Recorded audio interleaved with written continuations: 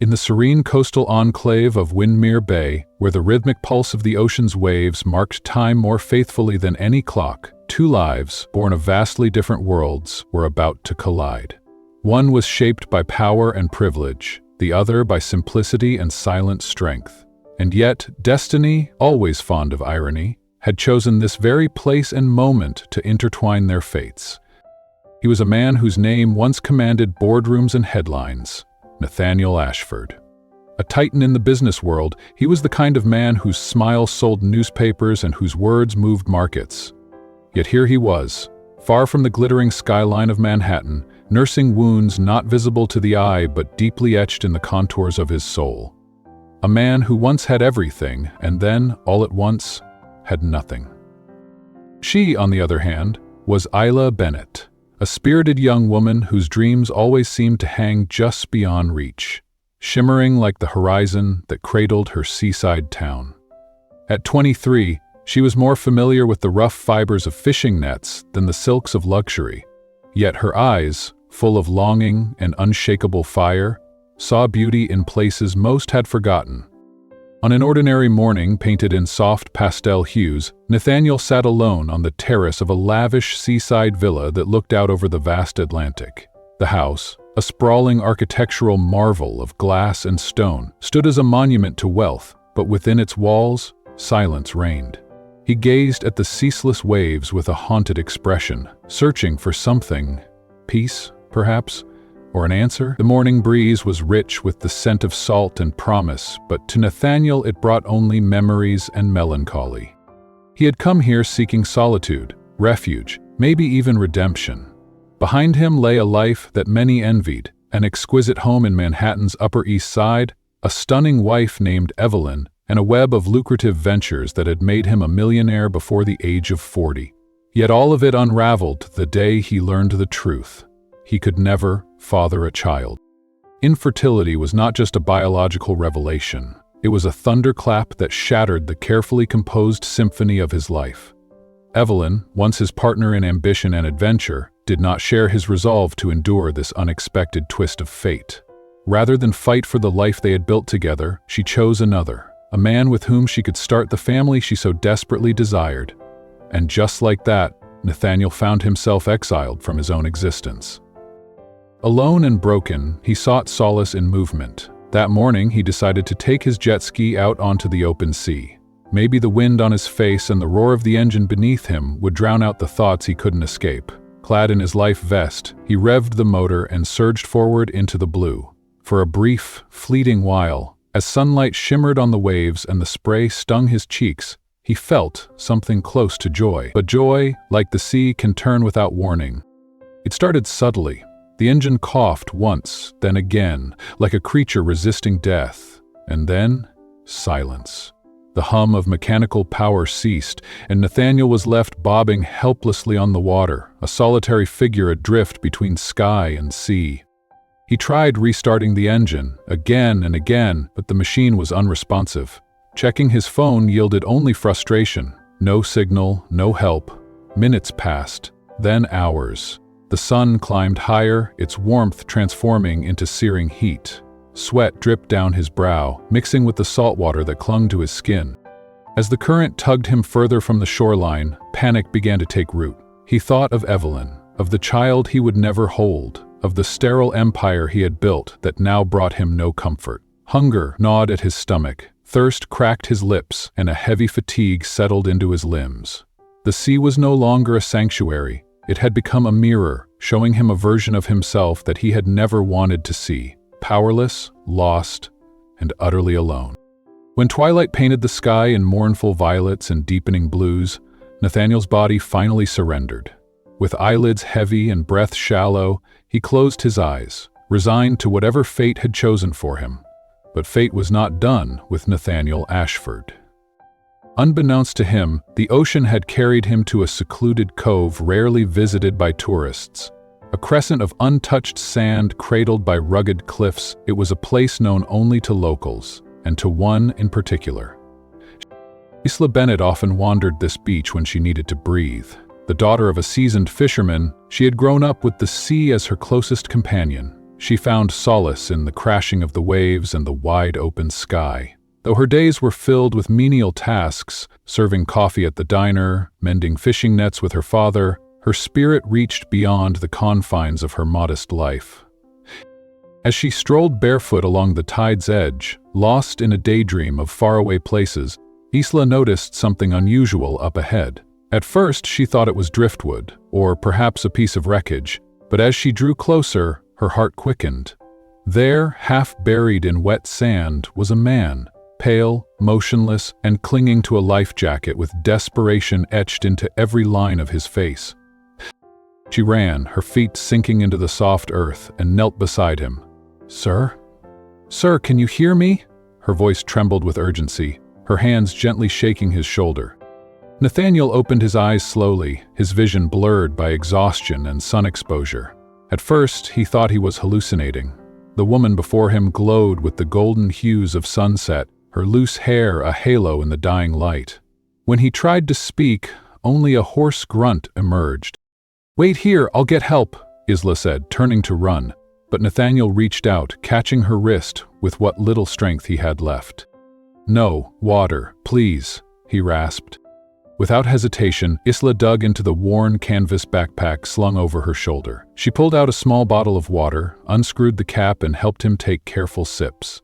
He drank slowly, each swallow a painful reminder of how close he had come to surrendering to the sea. The effort of sitting up made Nathaniel wince, a low groan escaping his throat. Still, he turned to face the woman who had saved him. "Who are you?" he managed. "My name's Isla," she said, steadying him. "I was walking along the beach and found you here. You must have drifted in with the tide. Do you remember what happened?" Nathaniel shook his head, embarrassed. He didn't want to confess the full extent of his failure, not just the mechanical breakdown, but the emotional collapse that had brought him here in the first place. "Long story," he muttered, "but I need help." Isla studied him quietly. Though disheveled and weather-worn, there was a refinement to him she couldn't miss. His hands, though trembling, bore no calluses. His face, even etched with exhaustion, was handsome in a way that suggested wealth, not hardship. But it was his eyes that caught her attention. The sadness in them was deep and real. "You can come with me," she said after a pause. "My father's a fisherman, but he knows how to take care of people who've been hurt by the sea." He tried to rise, but his legs buckled beneath him. Without hesitation, Isla wrapped one arm around his waist and guided him forward, her slight frame supporting his weight with quiet determination. "Thank you," he murmured, humbled. "I couldn't just leave you there," she said, her tone simple, matter-of-fact, as if kindness were the most natural thing in the world.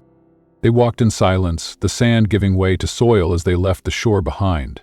The forest canopy overhead was dense, the air cool and fragrant with the scent of salt and greenery. Every step was laborious, yet Nathaniel felt strangely comforted by Isla's presence. There was something about her, an inner calm perhaps, that soothed him more than he expected. Eventually they reached a quaint wooden cottage nestled between trees.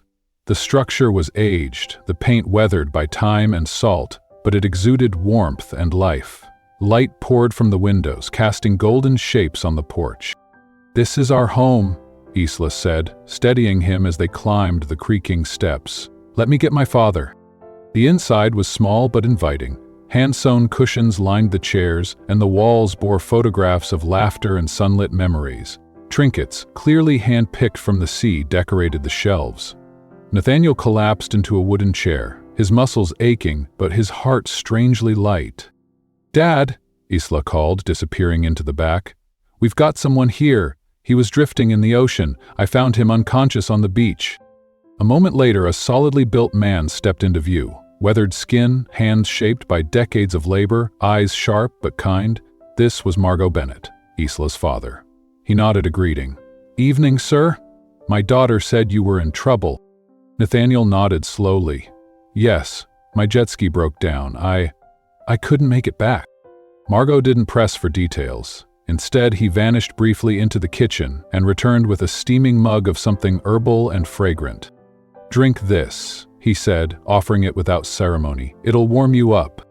Nathaniel accepted gratefully, inhaling the comforting blend of chamomile, mint, and honey. The The warmth of the tea was like a balm, easing the tremors in his hands and the tension in his chest. Moments later, Isla returned with a towel, and behind her came a soft-spoken woman with silver in her hair and warmth in her smile. Isla's mother, Jessica. "Here you go, dear," Jessica said gently, handing him a glass of orange juice. "There's fresh water in the shower out back. It's not much, but it'll help." Nathaniel was overwhelmed. These people didn't know him. They owed him nothing. Yet here they were, offering hospitality with no expectation in return. "Thank you," he whispered, his voice barely audible. After a quick rinse in the chilly makeshift shower and a change into borrowed clothes, an oversized cotton shirt and baggy trousers that once belonged to Margot, Nathaniel returned to the warmth of the house. The scent of grilled fish greeted him, stirring a long-forgotten hunger. The Bennetts gathered around a rustic table, well-worn and rich with family history. Plates were filled with grilled fish, boiled potatoes, and thick slices of bread. Margot motioned for Nathaniel to eat. "It's not fancy," he said with a shrug, "but it's good." Nathaniel took a bite and something shifted inside him. The meal, though simple, tasted of care, of presence, of home. He watched them, Isla laughing softly at her father's tales, Jessica refilling juice glasses, Margot smiling with pride, and felt something he hadn't in years. Belonging. For the first time in a long time, Nathaniel Ashford slept without nightmares. The morning sun filtered through the leafy branches overhead, casting golden streaks of light across the Bennett family's quaint wooden porch. Nathaniel Ashford stepped outside into the gentle warmth of the day, still dressed in the borrowed clothes that felt as foreign to his skin as the emotions stirring in his chest. There, at a small table, adorned with a cheerful cloth, a spread of fruit, homemade preserves, and fresh bread awaited. Jessica Bennett hummed softly to herself as she placed the last set of cutlery. And then, there she was. Isla stepped into view, her figure silhouetted by the sunlight, hair cascading in loose waves, catching the morning light like spun gold. Her eyes sparkled with mischief and warmth as she looked at Nathaniel. "Good morning," she greeted with a casual smile. "I hope you're hungry." Nathaniel chuckled, unable to hide the disbelief still lingering in his voice. "Good morning, Isla. Honestly, I don't even know where to begin. You and your family, you've done so much. You didn't have to..." Margot, seated at the head of the table, waved a dismissive hand. "No need for all that. Around here, we help each other. The sea doesn't give second chances, but people can. Now sit, before that coffee turns to ice." Grateful and still slightly overwhelmed, Nathaniel took a seat between Isla and Margot. He reached for a slice of warm bread, slathering it with creamy butter as he let the sounds of clinking dishes and cheerful banter settle into his soul. It felt almost surreal, the salt-laced air, the distant cries of gulls, the gentle crashing of waves in the distance, and above all, the laughter. Not forced, not polite, but real and hearty, echoing between bites of breakfast and sips of hot coffee. He hadn't felt this alive in a long time. As they ate, Margot leaned back in his chair, his gaze turning curious.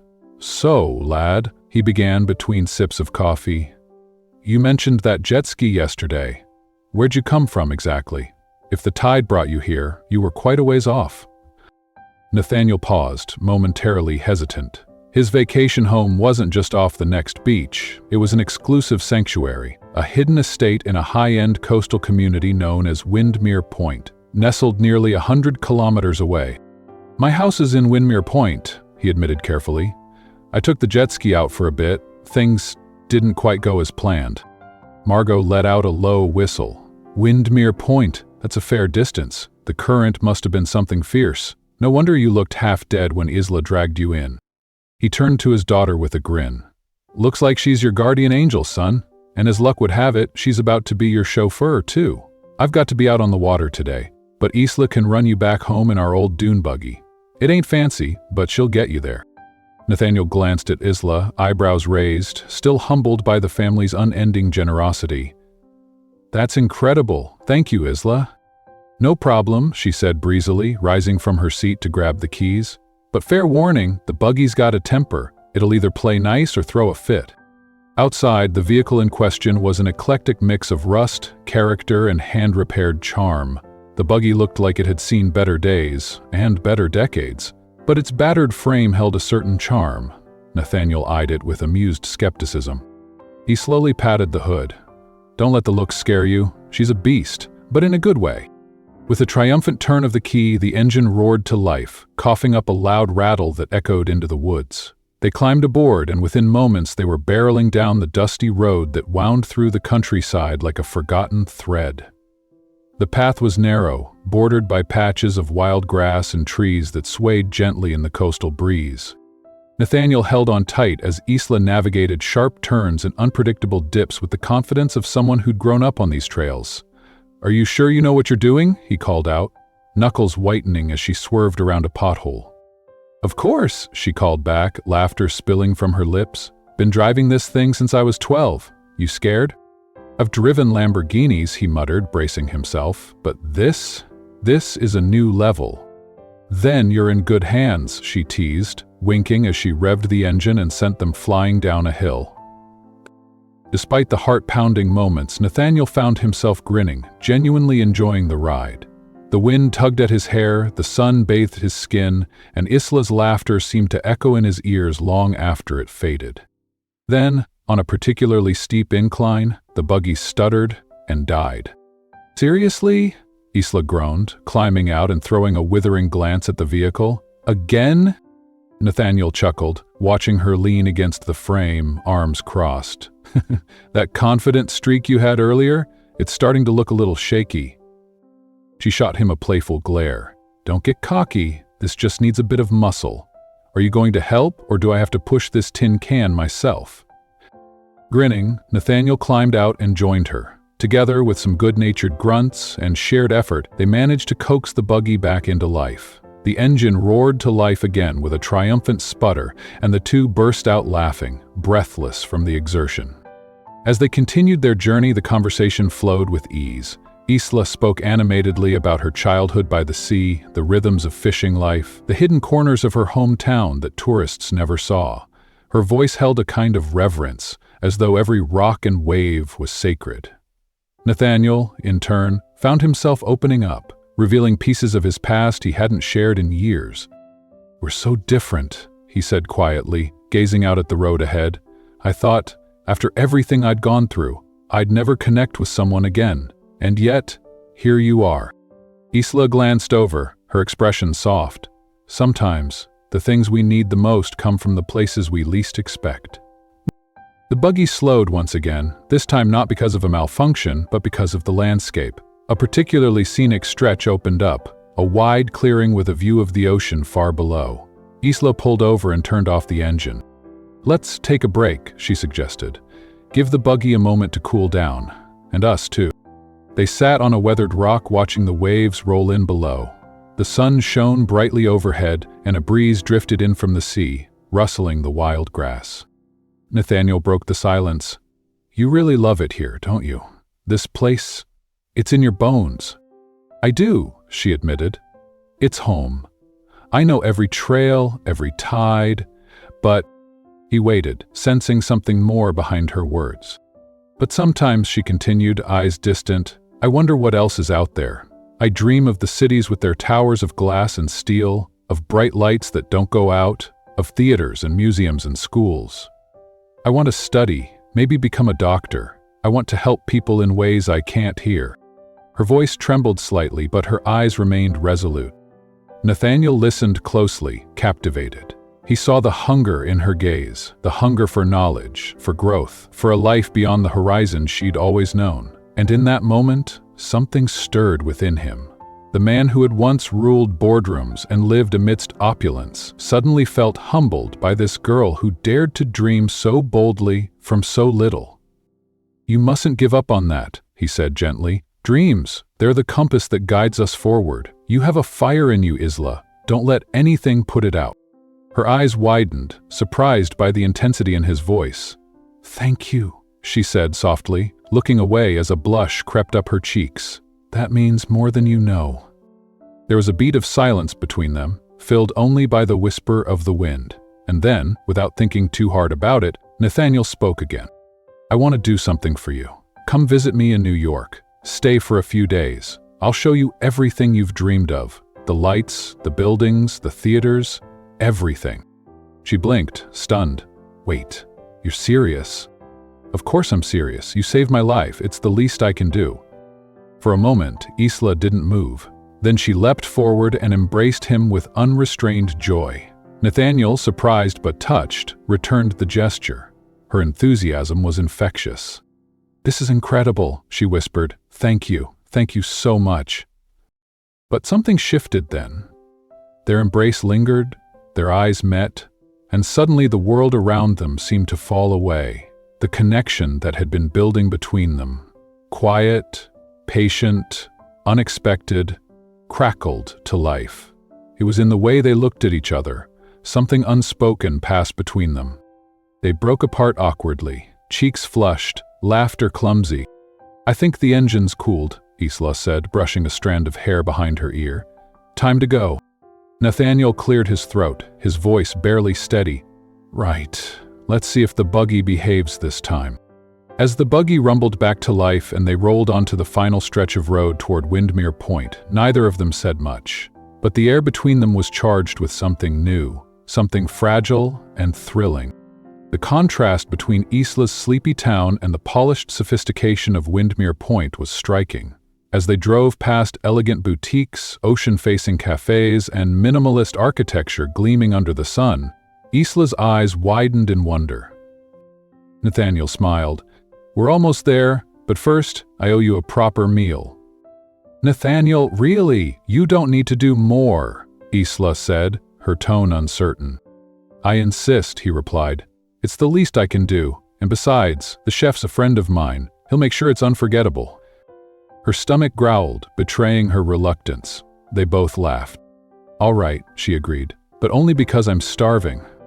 The restaurant, perched atop a gentle slope overlooking the sea, was a fusion of coastal charm and upscale finesse. White paper lanterns floated above each table, swaying gently in the breeze. Wide windows offered panoramic views of the ocean, and the decor was a soothing blend of light woods, nautical blues, and warm cream tones. Isla hesitated as they entered, eyes trailing across the polished floors and crisp linen tablecloths. She looked down at her simple clothes, suddenly self-conscious. Before she could retreat, a tall man in an apron appeared, face lighting up in recognition. "Nathaniel Ashford," he exclaimed. "I thought the ocean swallowed you whole." Nathaniel grinned. "Robert, I didn't know you were still running the place. Looks better than ever." "All thanks to your referrals," Robert replied warmly. He turned to Isla, who stood half-hidden behind Nathaniel. "And who's this lovely lady?" Nathaniel gestured with pride. "This is Isla, my rescuer. I wouldn't be standing here if it weren't for her." Robert laughed, and a few nearby diners chuckled. "Well, anyone who saves Nate gets the royal treatment. I'll whip up something special." As Robert disappeared into the kitchen, Isla looked at Nathaniel, still stunned. "You know the chef?" "Robert and I go way back," he said with a casual shrug. "I recommended this place to a few people years ago. Word got around." She smiled, still trying to absorb everything. Nathaniel watched her quietly. He knew she didn't realize who he really was. Not yet. But for the first time in years, he didn't feel the need to hide or impress. With Isla, he could just be Nathaniel. "And the rest," Nathaniel finished with a grin, "as they say, is history." Isla smiled politely, nodding as she listened, but her eyes wandered around the restaurant, taking in the details. It wasn't just the decor that stunned her. The open windows that welcomed in the scent of the sea, the lanterns swaying gently from the ceiling, or even the soft jazz playing overhead. It was the way everyone treated Nathaniel. The staff greeted him not just with familiarity, but with genuine respect and a touch of reverence. Patrons nodded as he passed, some even raising their glasses discreetly. The realization settled like a whisper in Isla's mind. There was more to this man than he let on. Much more. She didn't press, didn't ask questions. Yet. Her thoughts buzzed silently as the server approached with their plates. When the food arrived, Isla's jaw nearly dropped. Placed before her was a dazzling array of colors and aromas. Grilled sea bass topped with citrus zest, a vibrant salad bursting with heirloom tomatoes, ribbons of pickled vegetables, a basket of warm artisan bread, and a side of sweet corn with chili butter that glistened under the afternoon sun. She hesitated for a moment before taking her first bite. Her eyes widened. "Oh my," she whispered, this is incredible. I've never tasted anything like this." "I'm glad you like it," Nathaniel said, his expression softening. Her delight, raw and unfiltered, brought a warmth to his chest he hadn't felt in years. Their lunch unfolded with ease, the earlier awkwardness dissolving in the glow of good food and honest laughter. Nathaniel was careful to keep the tone light. He regaled her with stories of disastrous business dinners, of mistimed speeches and overly enthusiastic toasts gone wrong. Isla countered with her own tales, from customers who tried to pay for coffee with seashells to village events gone comically awry. By the time they reached dessert, fresh mango with vanilla cream, Isla's nervousness had vanished entirely. It felt like talking to an old friend, someone who saw her not as a waitress or a fisherman's daughter, but simply as Isla. Robert came out to bid them farewell, offering another warm handshake and promising to cook her something even better next time. As they left the restaurant, a strange realization washed over Isla. She felt changed, as if the simple act of stepping outside her daily routine had shifted something inside her. The buggy, dear, stubborn, clunky thing that it was, waited patiently in the lot. Isla took the wheel again, her hands steady, but her mind spinning with thoughts she couldn't quite organize. Nathaniel, silent beside her, sensed the shift in her demeanor. She was still laughing, still talking, but now, behind each word, there was reflection, questions, wonder. They reached the gates of his property and came to a halt. Or rather, the gates of his mansion. Isla's breath caught in her throat. Before her rose an architectural marvel. Modern, sweeping, almost ethereal in the way it seemed to blend into the horizon. Vast glass panels reflected the amber sunlight. Water cascaded gently into a glistening infinity pool that overlooked the ocean. Balconies sprawled in all directions, and the grounds were so perfectly manicured they looked like scenes from a film. She stepped out of the buggy slowly, awestruck. "This is yours?" she asked, her voice a whisper of disbelief. Nathaniel stepped beside her, hands tucked casually into his pockets. "Yes," he replied, "or at least, my retreat when I need to disappear." She turned to him, still dazed. "You must be someone important." He hesitated, her eyes wide with wonder but also filled with something else. Uncertainty, perhaps, met his. "I'm just a lucky guy," he said lightly, avoiding the weight of the truth. Isla chuckled, shaking her head. She didn't believe him, not really. But she didn't push, either. Instead, she walked slowly across the driveway, taking in every detail. Nathaniel watched her closely. Her wonder, her restraint, her joy. It struck him more than any diamond or dollar ever had. There was something different about her, something he couldn't let go of. He turned to her suddenly. "Isla," he said, trying not to sound too eager, "I have an idea. Why don't you leave the buggy here? I'll call a mechanic, get it properly looked at. It's the least I can do. Consider it a small thank you." She tilted her head, raising an eyebrow. "You don't have to do that. It runs fine." "Fine might be generous," he teased. "Let's just say it has a unique personality. But seriously, I'll take care of it. I'll make sure it gets back to you better than new." Isla hesitated. Her father used the buggy for everything, from hauling supplies to driving to the docks. It was more than a vehicle, it was part of their daily rhythm. And yet, the thought of it running smoothly again was tempting. After a long pause, she sighed. "Okay, but only because it'll help my dad. That thing's practically family at this point." Nathaniel grinned. Mission accomplished. But this wasn't about repairing a vehicle. It was a quiet way of staying connected, a reason for their story not to end. "And," he added, voice softening, "that invitation to New York, it's still open.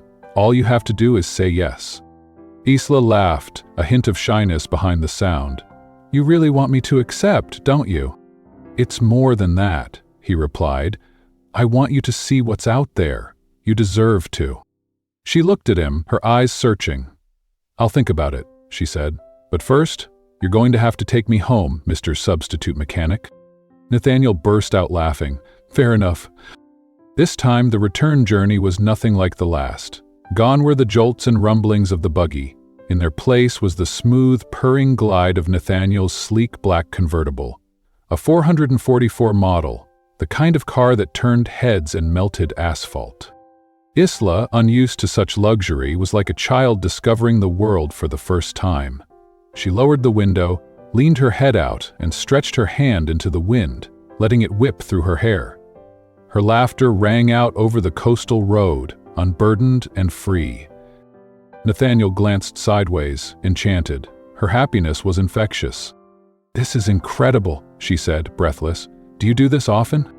He shook his head. "I don't think I've ever looked at it like that." She turned to face the sea again, smiling to herself.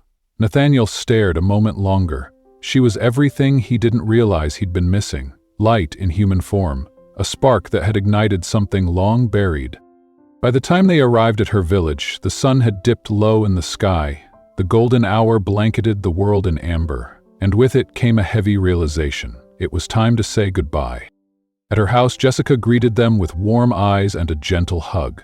Margot shook Nathaniel's hand firmly, thanking him again for his kindness and for offering to fix the buggy. They welcomed him as if he were family already. Before leaving, Nathaniel disappeared to his car and returned with a small package. Inside was a carved wooden picture frame, intricate and handmade, in the shape of a fish leaping from the waves. He handed it to Margot. "You didn't have to," Margot said, visibly touched. "It's just a small way to say thank you," Nathaniel replied. The moment stretched, lingering. Then Isla spoke. "I'll walk you to the car." They stepped outside into the cool dusk, the sea breeze whispering through the trees. They walked in silence. Words suddenly seemed too small for what lingered between them. At the car, Nathaniel hesitated. So did Isla. "Well," he said, voice low, "I guess this is it."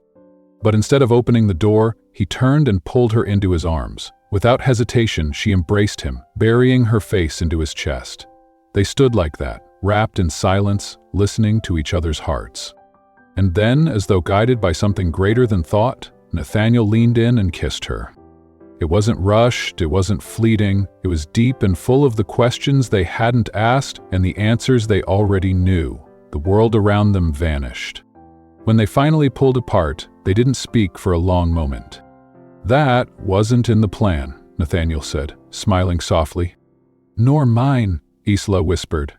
He brushed a loose strand of hair from her face. A part of him wanted to stay right there forever. But he had to leave. For now. "See you soon, Isla." "See you soon, Nathaniel." She watched him drive off, arms folded against the breeze, heart thundering. Something had begun. She didn't know what, but she knew her life had changed. The next morning dawned with a restlessness Nathaniel couldn't shake. He wandered through the vast, sun-drenched halls of his mansion like a ghost. Her voice echoed in his ears, her laughter, the way she smiled at bread baskets as though they held the secrets of the universe. He couldn't stop thinking about her. And then he had it, the perfect excuse. The buggy. He called a local mechanic immediately. "I want it fixed today," he said urgently, "completely restored." The mechanic, surprised but obedient, got to work. By nightfall, the buggy had been transformed. The engine purred like a kitten. The rust was gone, replaced with polished paint and reinforced frame. Nathaniel smiled to himself. It wasn't about the buggy. It was about her. He returned to the village, heart hammering in his chest. When Isla appeared at the door, the setting sun made her glow. She was wearing a simple linen dress, and her hair tumbled around her shoulders. Her eyes widened at the sight of the vehicle. "Nathaniel," she said, coming forward, "it looks brand new." He stepped from the car, standing inches from her.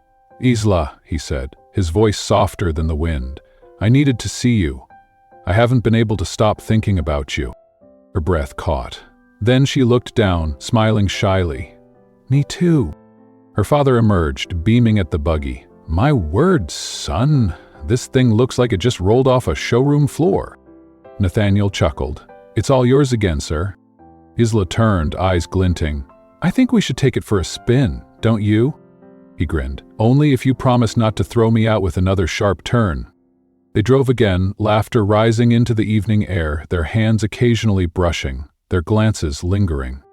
When they arrived back at Nathaniel's estate, Isla gasped. There on the terrace was a candlelit table for two. The view stretched out to the sea, stars twinkling above. "Did you do this?" she whispered. He stepped beside her, his smile gentle. "I did it for us." They dined under the stars, their conversation meandering like the tide. Afterward, they reclined on two lounge chairs, gazing at the night sky. "I've never seen so many stars," Isla said softly. "It's like each one is a story." Nathaniel turned toward her. "Maybe," he said. "Maybe they're telling ours." Isla turned her face toward him, her eyes shimmering in the dim glow of the evening, the ocean breeze dancing between them. Their foreheads were nearly touching, their breaths warm against each other's lips. Slowly and without words, Nathaniel leaned in, brushing his lips against hers. The kiss, unlike the one they'd shared under the weight of parting, was filled with a deeper current, tenderness, certainty, longing. It was no longer born of impulse, but of a growing truth neither of them could deny. When they finally pulled apart, Isla smiled with a mixture of bashfulness and joy, her cheeks tinted with the blush of new love. "That definitely wasn't in my plans today," she said softly.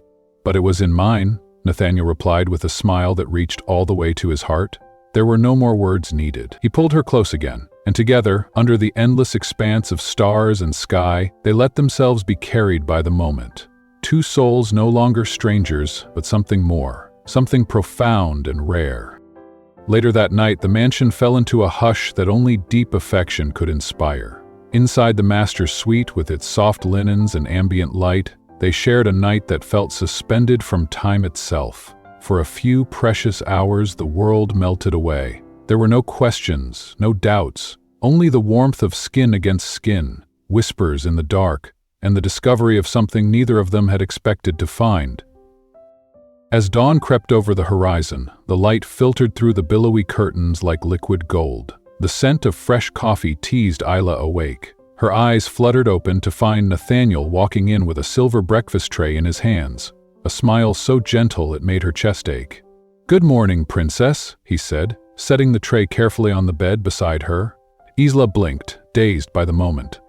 On the tray sat a perfectly arranged meal, sliced fruit, warm toast, fluffy scrambled eggs, and in the corner, a tiny bouquet of wildflowers in a ceramic cup.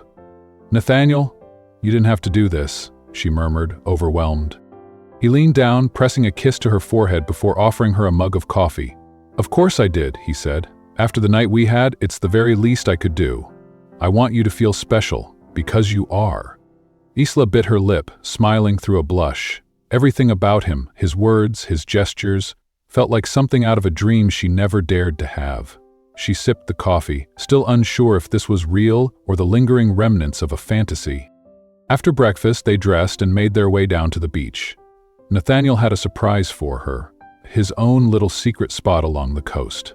A hidden cove encircled by towering cliffs and sparkling turquoise water, as if carved by nature just for them. There they swam and splashed like children, laughing freely, the echoes of their joy bouncing between the rocks. They spent hours basking in the sunlight, running barefoot in the sand and exploring tide pools filled with sea creatures and smooth stones. It felt like a fairy tale, or perhaps something better, something real. But all magic must bow to the mundane. As Isla chased the waves with a delighted giggle, Nathaniel's phone rang insistently from where he'd left it wrapped in a towel. He frowned, glancing at the screen. "His lawyer?" "I'm sorry, I need to take this," he said, walking a few paces away, voice tight. On the other end came the gruff, familiar tone of urgency. A sudden issue had arisen with the firm's largest international account. Meetings had to be arranged, his signature was needed, investors were demanding answers. It was the kind of crisis only Nathaniel himself could manage. "You have to be in New York tomorrow, Nathaniel, first thing." The words echoed in his ears. When he turned back, Isla was watching him, her smile gone, replaced by something more cautious. "What is it?" she asked quietly. Nathaniel sat beside her on the warm sand, brushing a hand through his damp hair. "I have to leave tomorrow. There's something happening at the company, something serious." He saw the shift in her eyes, the sadness she tried to hide behind a brave smile. "Of course, you have responsibilities, I understand." He took her hand in his, squeezing it tightly. "I don't want to go, but I don't have a choice. And Isla, I don't want to go without you." She blinked, surprised. I know this is sudden, he continued. I know everything between us has happened fast, but I want you to think about it. Come to New York. Spend some time with me there. It's not just an invitation to a city. It's an invitation to stay in my life. Isla stared at him, her heart pounding. She wanted to say yes, wanted to leap into the future without a backward glance, but the practical voice inside her whispered hesitations. Her family, her home, the dizzying speed of it all. I'll think about it, she said, her voice laced with sincerity. I promise. Nathaniel nodded, understanding more than she realized, but he wasn't about to let their last day together fade into sadness. Then let's make today unforgettable, he said, rising to his feet and reaching for her hand again. I'm not letting you go home tonight. The hours that followed were a tapestry of memories. He took her along the coastline, showing her cliffs and coves even she, a native, had never seen. They ate ice cream from a vendor whose stand overlooked the sea. They drove with the top down, the wind catching her hair, their laughter a rhythm in the air. Each kiss, each glance held more meaning than words could say. They knew they were racing against time, and they cherished every fleeting second. But dawn has a way of arriving too soon. The next morning, Isla helped Nathaniel load his bags into the trunk of his sleek black car. The air was thick with unspoken emotion. This isn't goodbye, he whispered, holding her tightly at the doorstep of the mansion. It's just, see you soon? You'll call me? She asked, trying to stay composed. I promise, he said, cupping her face, and I promise to wait for your answer. They kissed one last time, soft, slow, lingering, and then he was gone. Isla stood motionless as the car disappeared from view. Her heart ached with the weight of missing him already. She climbed into the buggy, now perfectly restored, and drove home in silence. But her mind wasn't on the road. It was on the memories that played like a reel behind her eyes. By the time she reached the village, she was a whirlwind of feelings. Grief, hope, gratitude, fear. She parked and sat for a while, letting the waves speak to her. Despite the pain, she felt alive in a way she never had before. He had awakened something in her. Over the following days, they spoke constantly. Long phone calls at night, voice messages during the day, photos shared between meetings and meals. The distance didn't dull their connection, it made it stronger. They were already something real. Though not officially a couple, they belonged to each other in a way that didn't need a label. Nathaniel, meanwhile, was navigating the chaos of corporate battles in New York, but his thoughts never strayed far from Isla. She was the light that pulled him through even the longest days. Isla, for her part, had made a decision. She would go to New York. For a week at first, she needed to see where Nathaniel came from, to step into his world and learn who he truly was when not in a beachside dream. It wasn't a surrender, it was a choice. But just as she began preparing, something changed. Dizziness, nausea, a strange fatigue she couldn't shake. She brushed it off at first, maybe something she ate, or just excitement and nerves, but the symptoms worsened. She could barely eat, she felt faint just walking to the kitchen. Her mother, growing more concerned by the hour, finally insisted, "You're going to the hospital, Isla, now." Reluctantly, she agreed. When Nathaniel received the call that Isla had been admitted, he didn't hesitate. He canceled every meeting, chartered his private jet, and flew back across the ocean. In the hospital, he found her pale and weak, lying in bed with her parents by her side. He was still wearing his suit, the tie loosened and his eyes rimmed with exhaustion, but the only thing he saw was her. "I've already asked them to bring in specialists," he said, sitting beside her, taking her hand. "No matter what this is, we'll face it. Together." She offered him a faint smile, touched by his care. Moments later, the doctor entered with a clipboard and an expression that was cheerful. "Don't worry," he said, placing the chart on the table. "They're fine." "They?" Isla's father echoed, frowning. The doctor turned the monitor toward them, holding up the ultrasound image with a grin. "She's pregnant," he said, "with twins." For a heartbeat, the room fell into complete silence. Isla covered her mouth with both hands, eyes wide. Her parents stared at the screen, unable to speak. Nathaniel froze. On the screen, two tiny, pulsing lights flickered. Two beating hearts. He lowered himself into the nearest chair, burying his face in his hands. "Nathaniel?" Isla called gently, alarmed. He didn't respond. In his mind, a voice echoed like thunder, Evelyn's cruel voice from years ago. "You're useless. You'll never be a father. You're sterile. You're a failure." The words had haunted him, defined him.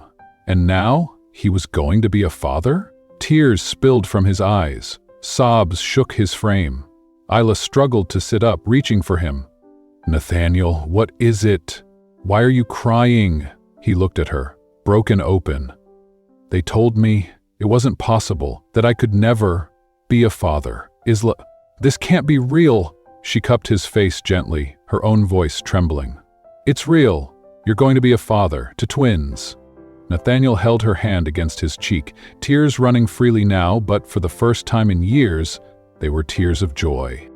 "You're going to be wonderful parents," the doctor said, leaving them in peace. Nathaniel pulled Isla into his arms, embracing her and the life now blooming inside her. In that moment, he made a silent vow. He would love them with everything he had. He would never fail them, never let go.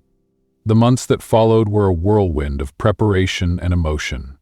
Nathaniel, once a distant figure in polished suits and polished rooms, became a man transformed. He spent more time by Isla's side than at the office, preparing for the babies, reading every book, attending every appointment.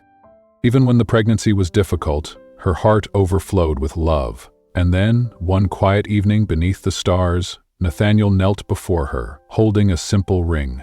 "Isla, from the moment you pulled me from the sea, you saved me. You gave me back everything I thought I'd lost. Hope, joy, love. You gave me a future. Will you marry me?" She laughed and sobbed at once. "Yes, yes." Their wedding took place on the same beach where their story began. Waves lapped gently at the sand. The sky blushed pink and gold. Isla wore a simple white dress that flowed with the breeze. Nathaniel wore a light linen suit. There were no guests from high society, just their families and the sea and the promise of forever. As Isla walked toward him, barefoot in the sand, Nathaniel could barely hold back his tears. She wasn't just his savior, she was his beginning. Nathaniel Ashford stood beneath a sky that seemed to stretch into eternity, stars flickering like scattered diamonds across a midnight canvas. The breeze off the sea whispered softly, carrying with it the scent of salt and the memory of beginnings. Beside him, Isla Bennett, now Isla Ashford, glowed with joy, her eyes glistening beneath a veil kissed by moonlight. Her voice trembled slightly as she spoke the words she had long carried in her heart. "You changed my life, Nathaniel," she said, her hand trembling as she held his. "You made me believe that my dreams, could come true. I never imagined love like this. Thank you for being the man I always dreamed of, and more." Nathaniel's throat tightened as he listened. In her voice, he heard every heartbeat that had led him here. Every wave that had tossed him, every loss that had once defined him, suddenly felt distant. Here, in this moment, all of it made sense. The broken paths, the tears, the silence. They were stepping stones that led him to her. "I'll love you forever," he whispered back, his voice rough with emotion. As their vows melted into the night, applause rose from the guests gathered on the beach. Friends, family, and a handful of neighbors from Isla's village cheered as the couple sealed their promises with a kiss that held the weight of every shared moment and every hope yet to come. Several months later, the day arrived. A late summer breeze drifted through the open windows of the maternity ward as the sun set in soft hues out. Nathaniel stood still, breath caught in his throat, as he held his sons for the first time. Two healthy, rosy-cheeked boys who blinked up at the world with tiny fists curled. Isla, though tired and pale, watched him from her hospital bed with a smile so luminous it took his breath away. She reached out, brushing a tear from his cheek. "You're the best father they could ever have," she whispered, her voice hoarse but full of truth. "And you," he replied, his gaze locked on hers, "are the most incredible mother I've ever known." In those first days, sleep became a luxury. Laughter echoed off the nursery walls, mingled with the occasional wail of newborns and the soft rustle of blankets. There were moments of chaos, bottles spilled, lullabies hummed at 3 a.m., diaper catastrophes that made them both laugh until they cried. But nothing else mattered. They were a family, whole, complete, deeply in love. News of the birth traveled faster than either of them expected, and not long after, it reached the ears of someone they both hoped had faded into the past: Evelyn. For years, she had blamed Nathaniel for their childless marriage. It had been easier to direct her pain outward than confront the truth within herself. When the diagnosis revealed her infertility, she refused to accept it, transferring the burden to Nathaniel with scorn and cruelty. And now to hear that he not only had children, but twins, sent her into a spiral of rage and disbelief. "He left me for a village girl, and now he has sons?" she seethed to her inner circle. "After all these years, he moves on and builds a perfect little life?" Her words were venomous, but they carried no weight for Nathaniel anymore. She tried to reach out once. An email that was never opened, a call that went unanswered. For him, that chapter was over. There was no hate left, only indifference. His past had served its purpose. It had brought him to his future. And that future was now filled with lullabies, toy-strewn living rooms, and endless moments of wonder. At the Seaside mansion, life had shifted into a new rhythm.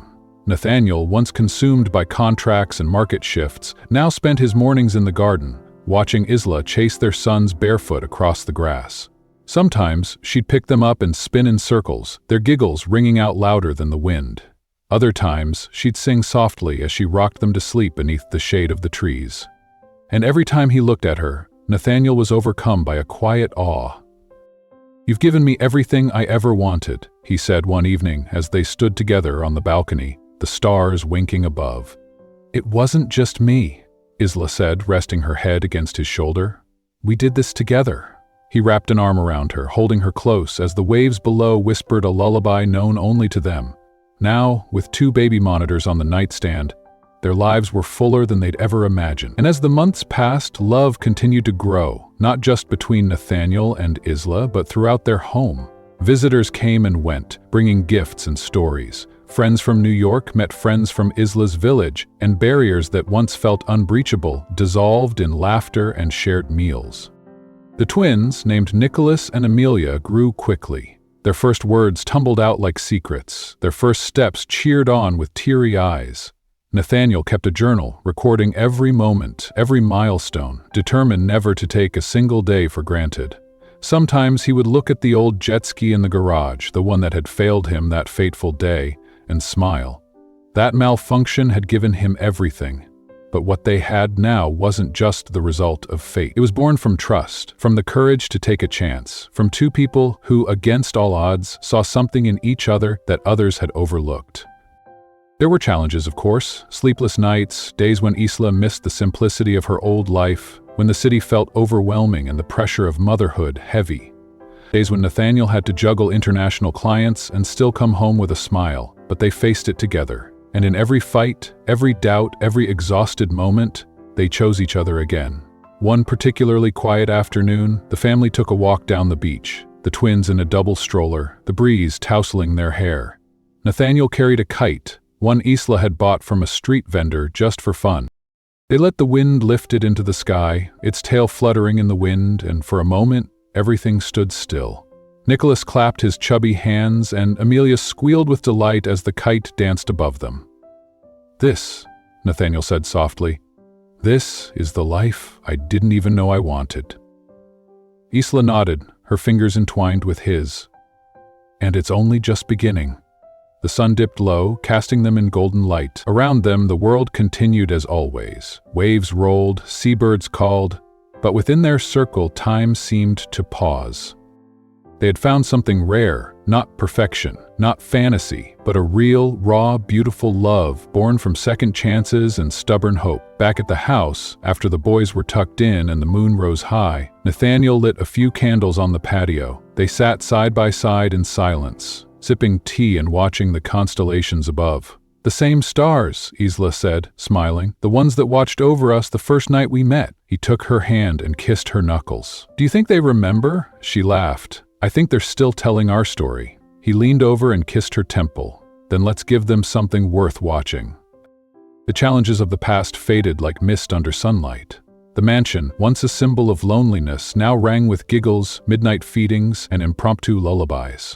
The man who once stared out at the horizon searching for redemption now woke each day with gratitude, and the woman who once dreamed of far-off places had found everything she ever needed in the eyes of the man she loved, and the children she cradled each night. Their journey hadn't followed a straight path. It twisted, turned, rose, and fell like the tide, but it led them to something priceless: love. Not fleeting but enduring, not perfect but real. And so, under the same stars that once watched a lost man drift ashore and a kind-hearted girl walk a lonely beach, a family thrived, not because they were flawless, but because they chose to love despite the odds. And perhaps in some quiet corner of the universe, those stars whispered, they made it. Because sometimes, fate writes its best stories in the sand. And so Nathaniel and Isla's story reminds us of a powerful truth. Love doesn't always arrive when we expect it, but when it does, it has the power to heal wounds, rewrite stories, and give life a brand new meaning. Sometimes, it takes a storm to bring us exactly where we need to be. Sometimes, the most extraordinary love begins in the most unexpected places. If this story touched your heart, take a moment to reflect. Have you ever experienced a moment that changed everything? A person who entered your life when you least expected, but who became everything? Let us know in the comments below. We'd love to hear your story. And if you believe in the kind of love that comes when you stop searching, don't forget to like this video, subscribe for more heartwarming stories, and share it with someone who still believes in fate. Because sometimes, all it takes is one act of kindness to change a life forever.